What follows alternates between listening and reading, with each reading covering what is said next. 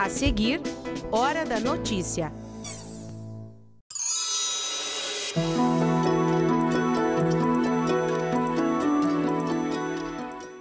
Hora da Notícia chegando e você acompanha aqui do estúdio uma entrevista com o professor de História da UPF, Adelar Heinsfeld, para falar sobre o 7 de setembro.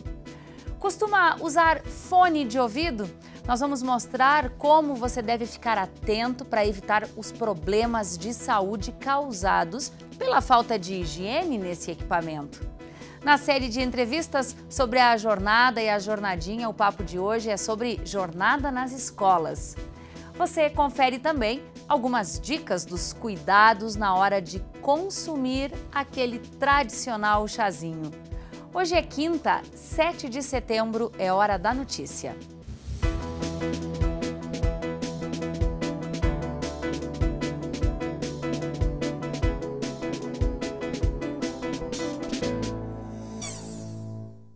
Se você gosta de usar fones de ouvido com frequência, precisa prestar atenção em alguns cuidados que vão além de controlar o volume do aparelho.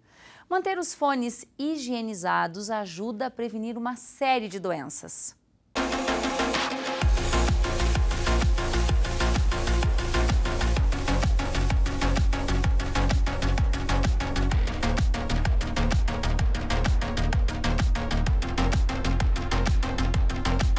Eu uso mais para sair no centro, ter alguma coisa para escutar. Estou escutando no WhatsApp. Normalmente, quando eu tô indo pra aula ou voltando pra vir de ônibus, assim, eu venho de Erechim, aí eu sempre escuto música. Em tempos de tecnologia, o fone de ouvido é um acessório que não falta na rotina das pessoas. E assim como um brinco ou até mesmo um piercing, os fones precisam ser limpos. Mas será que as pessoas têm o costume de higienizar esse acessório? Eu não limpo muito. Não. Algodão e álcool, às vezes. Com um cotonete. Passa despercebido. Então, se você não tem o hábito de limpar os fones de ouvido, é melhor ficar atento. Um fone não higienizado pode acumular bactérias e fungos. E ainda, se for compartilhado, vai estar passando as bactérias para a outra pessoa. No momento que se usa qualquer coisa no organismo que pode provocar o acúmulo de bactérias, principalmente os fones que ficam encaixados dentro da concha auricular, eles fazem com que aquela pele do conduto fique sem a camada protetora, levando à secura e, consequentemente, pode acumular bactérias nesse local, levando a provocar otites externas. Vale lembrar que os problemas vão além das bactérias. A falta de higiene no aparelho pode causar coceiras, micoses e até infecções mais graves, podendo chegar ao risco da perda de audição.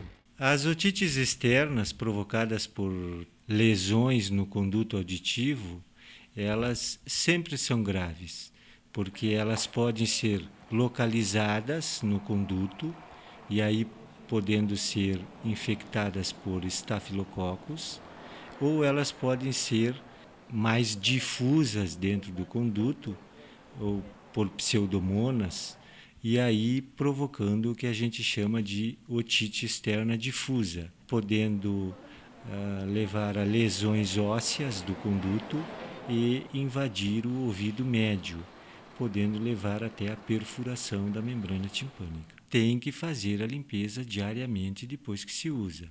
Tu pode usar uma água, um álcool, limpar bem com cotonete ou uma flanelazinha bem limpinha. Há 195 anos era proclamada a independência do Brasil. Foi em 7 de setembro de 1922 que Dom Pedro, em São Paulo, proclamou oficialmente a liberdade do Brasil da dominação portuguesa. Porém, tem um fato aí para você refletir. A história também nos conta que não foi uma liberdade plena, porque sendo um nobre português, Pedro foi aclamado imperador e coroado com o título de Dom Pedro I em dezembro do mesmo ano, de 1822. Ou seja, o país ele continuou sob a regência da família real portuguesa. Bom, para nos ajudar a entender mais esse assunto, nosso Convidado especial para os feriados, neste 7 de setembro, é novamente o professor, historiador aqui da UPF, Adelar Heinsfeld. Professor, sempre muito bem-vindo ao UPF TV. Obrigada por aceitar mais esse convite. Eu que agradeço pelo convite, né, Thaís? Que reflexão a gente já pode fazer desse rápido texto aqui de introdução, professor? Bom, a primeira coisa, quando se diz, né, que Dom Pedro era português, na verdade, todas as pessoas que estavam aqui eram portuguesas, né? O Brasil não existia como nação, não existia como Estado. O Brasil fazia parte de Portugal. Então, quem nascia aqui era português. A única diferença, então, é que Dom Pedro não nasceu nesse território que posteriormente vai ser o Estado do Brasil. Dom Pedro nasceu no território português, mas teve toda a sua criação aqui, né? Ele chegou aqui um molequinho de 9 anos, né? Professor, hoje é um dia marcado por muitos desfiles cívicos em quase todas as cidades brasileiras, isso inclui Passo Fundo também. A gente queria a sua opinião sobre essa prática e entender também por que se adotou esse hábito do desfile de 7 de setembro. Em função da participação que o Exército ou as Forças Armadas, né, tiveram no processo de independência, porque houve o famoso grito, né? O famoso grito em 7 de setembro, mas posteriormente tem todo um processo de luta contra a coroa portuguesa que não aceitava essa separação. Então, quem é que faz isso? São as Forças Armadas. Então, o embrião do Exército Brasileiro está aí. Então, se vincula o papel do Exército a esse processo de independência. Então, no 7 de setembro, os desfiles militares é uma forma de rememorar esse processo de separação do Brasil em relação a Portugal. Professor, o cenário político, na sua visão, acaba interferindo no nosso nível de patriotismo? É algo assim, como amar o Brasil com tantas notícias e com tudo isso que anda acontecendo? Na verdade, não deveria, porque uma coisa é o Estado, outra coisa é a nação. Mas isso acaba acontecendo. Obviamente, né? Ou seja, com todos os desmandos que ocorrem, né, nos últimos tempos, né, faz com que a população acabe se desprendendo um pouco dessa ideia de gostar do lugar, gostar do país onde vive, onde mora. Né? Então, eu tenho conversado seguidamente com pessoas que dizem, né, se eu pudesse, eu iria embora do Brasil. Né? Então, assim, é uma vinculação. Né? O senso comum faz isso, né? Que as pessoas acabam confundindo então a nação com o Estado, né? Como se o Brasil fosse o governo. E o Brasil não é o governo. Bom, a maioria dos trabalhadores não trabalha hoje. Estão de folga, estão por casa, estão com suas famílias. Qual é a contribuição que o senhor deixa, professor, como um doutor em História e um pesquisador nessa área? Que tipo de pensamento a gente pode aproveitar o feriado para ter? Primeiro que a independência é um processo. Nós somos uma jovem nação. Daqui a 5 anos estaremos comemorando 200 anos de independência. Isso, para um país, para uma nação, é muito pouco, muito pouco. Então, somos uma jovem nação e o processo de independência tem que ser construído continuadamente. Então, é óbvio que nós temos problemas e que a gente precisa tornarmos independentes da corrupção. Temos que nos livrar da corrupção. Temos que ser independentes em relação à corrupção. Temos que ser independentes em relação ao preconceito. Temos que ser independentes em relação à intolerância. Né? Nós precisamos de uma sociedade mais justa, mais tolerante. Só a partir do momento que nós tivermos uma sociedade assim, é que nós podemos efetivamente dizermos que somos independentes. E aí tem uma parcela que cada um pode fazer, que é ser mais tolerante. Perfeitamente. Que é refletir mais quando vota. Exatamente. Se temos dificuldade com a corrupção, temos que compreender que elegemos estes políticos. Não, e outro detalhe, a corrupção não começa em Brasília. A corrupção começa no nosso meio.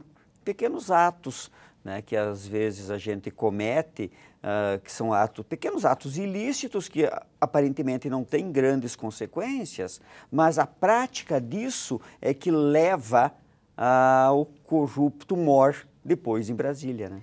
Então, em pleno 7 de setembro, vivemos um período de uma crise política, uma crise econômica, mas também uma crise de moral, uma crise de falta de valores, uma crise em função da falta de ética. É uma crise social, né? Sem dúvida.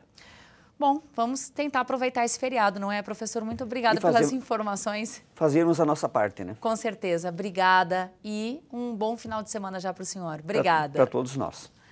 E amanhã começam aqui em Passo Fundo os cafés de chaleira. O primeiro vai ser no CTG Dom Luiz Felipe de Nadal, às 8h30 da manhã, custa R$10. Esse vai ser o valor cobrado por todas as entidades tradicionalistas do município. O CTG fica na rua Mato Castelhano, número 120, no bairro São Cristóvão, em Passo Fundo. E a seguir você confere mais uma dica sobre os cuidados na hora de consumir o tradicional chá. Nós já voltamos.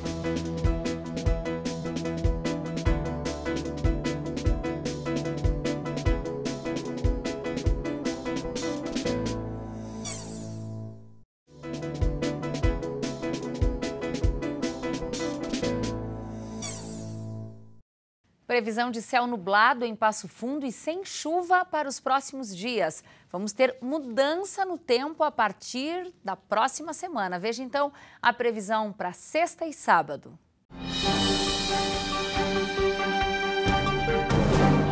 Previsão de uma sexta-feira com céu encoberto em Passo Fundo sem chuva.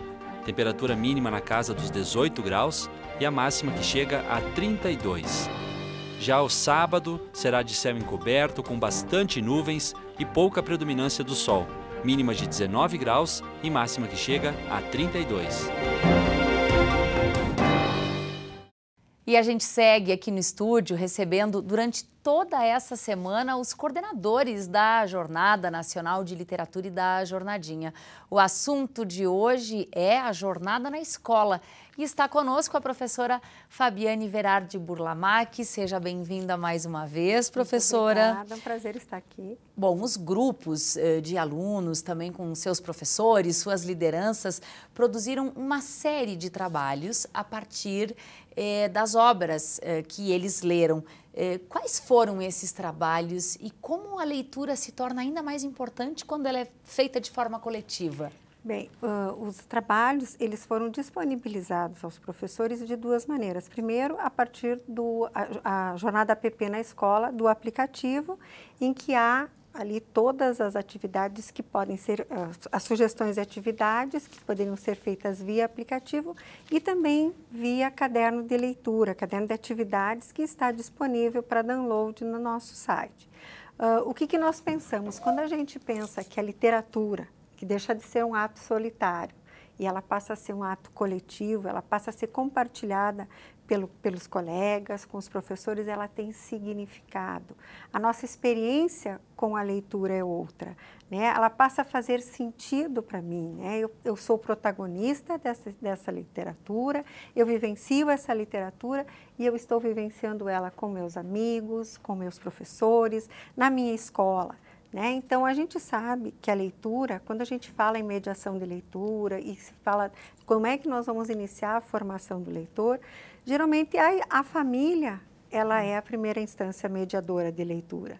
Mas muitas vezes a família não consegue ser essa mediadora da escola, da família. Então, é na escola que essa leitura efetivamente acontece. A gente pode dizer, então, professora Fabiane, é como que se ler um livro sozinha já é algo muito bom, proveitoso, imagina quando essa experiência acontece em grupo. Ela se torna muito melhor. A gente pode afirmar isso, então? Com certeza, porque essa leitura ela passa a ter significado a partir de um contexto em que eu, meu colega, nós dois lemos a mesma obra, cada um de nós teve um olhar diferente. E a hora que nós cruzamos esses olhares e que nós passamos a experienciar a leitura que nós fizemos, essa leitura passa a ter sentido. Então, é isso que nós queríamos com a leitura na escola. Que foi novidade para muita escola também, foi usar a tecnologia, né? Foi baixar esse aplicativo e entrar nessa parada aí, nessa brincadeira. Exatamente, porque muitas das atividades, por exemplo, uma das atividades que tem feito um sucesso tremendo, que é o flash mob da música Thriller, baseada no livro Monstros do Cinema. Então, quase todas as escolas fizeram esse flash mob e eles enviavam para a gente pelo canal do YouTube da escola e nós temos esses vídeos. Então, é algo que a gente fica muito impressionado da adesão das crianças leitoras, dos professores, a essa proposta que é um dinamismo maior para a leitura. Olha onde isso tudo foi parar, não é? Exatamente. Bom, a gente passou a semana aqui, amanhã é o último dia dessa série, né? Passou a semana contando fatos e assuntos de uma jornada que já começou, que já acontece, que são as atividades da pré-jornada e pré-jornadinha. Podemos dizer assim também. Podemos dizer que a festa da literatura já está a mil. Tá certo. Obrigada, professora Fabiane, e até amanhã. Até amanhã. Bom, e você sabe o que faz exatamente um agente de leitura e o quanto ele foi importante nessas últimas semanas? Amanhã a professora Fabiane vai contar um pouquinho mais para a gente sobre a atuação desses multiplicadores de leitura.